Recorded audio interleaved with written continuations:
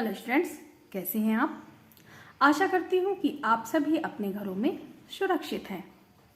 सुगम भारती के पिछले वीडियो में हमने हिमालय पाठ के वस्तुनिष्ठ प्रश्न और अति लघुत्तरी प्रश्नों का अभ्यास किया।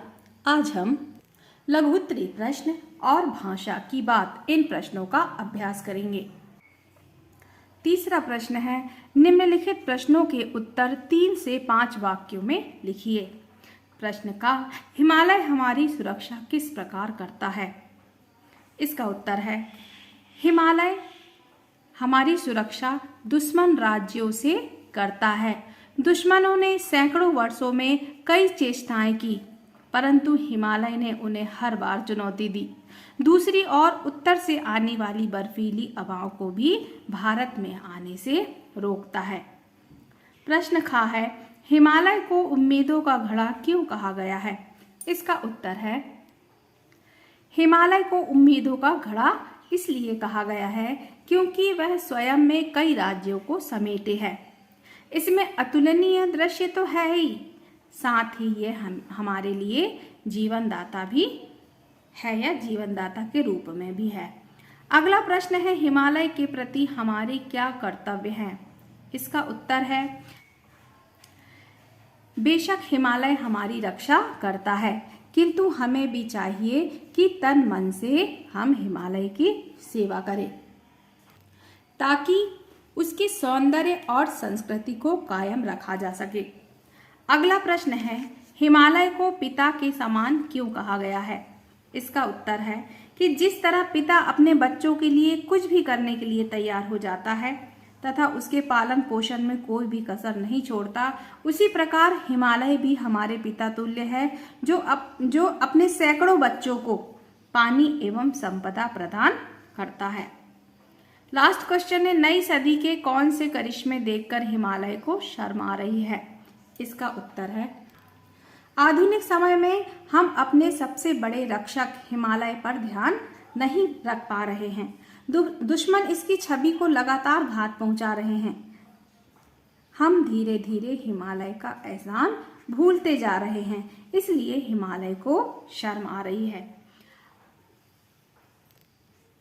प्रश्न चौथा है, निम्नलिखित शब्दों का शुद्ध उच्चारण कीजिए। मेरे साथ दोहराएं। कर्तव्य, मस्तक, संस्कृति, करिश्मा, अंबर। अगला प्रश्न है, निम्नलिखित शब्दों की वर्तनी शुद्ध कीजिए। अशुद्ध शब्द है दृश्य, अडीग, मुकट, हिमालय, निहित, सदियां, पीड़ा, हित और वचन। आइए इसकी शुद्ध वर्तनी देखते हैं। दृश्य, अडिग, मुकुट, हिमालय, निहित, सदियां, पीड़ा, हित और वचन। अगला प्रश्न है, आ उपसर्ग लगाकर शब्द बनाइए। जैसे डिग क में आ उपसर्ग लगाए तो ये हो गया अडिग। उसी तरह मिट में आ उपसर्ग लगाएंगे तो वो हो जाएगा अमिट। टल में आ प्रत्यय लगाएंगे तो अटल। सीम में आ प्रत्यय लगाएंगे तो असीम। और लिखित में आ प्रत्यय लगाएंगे तो हो जाएगा आलिखित। अगला प्रश्न है, निम्नलिखित शब्दों के तत्सम शब्द लिखिए। पिछली क्लास में भी हमने तत्सम तद्भव पढ़ा हुआ है, ठीक है। तो सपना का क्या होता है, स्वप्न। सदी, शताब्दी। लाज, शर्म। काला, श्याम। और पिता, पितृ। अगला प्रश्न है, कोष्टक में दिए गए शब्दों में निम्नलिखित शब्दों के पर्यायवाची शब्द छांटकर लिखिए। तो यहाँ पे पर्यायवाची शब्द भी दिए हुए हैं और जिनका पर्यायवाची लिखना है वो शब्द भी दिए हुए। तो यहाँ पे दिया है गंगा।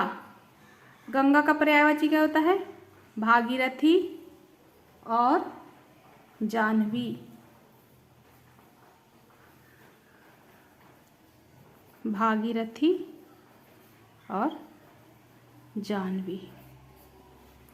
पर्वत, पर्वत का पर्यायवाची होता है गिरि और पहाड़। गिरि, पहाड़। अंबर, अंबर का पर्यायवाची होता है आकाश, नभ। आकाश, नभ। और लास्ट है मस्तक, मस्तक का शीश और माथा। शीश और माथा। ठीक है। अगला प्रश्न है, निम्नलिखित मुहावरों का वाक्य में प्रयोग कीजिए।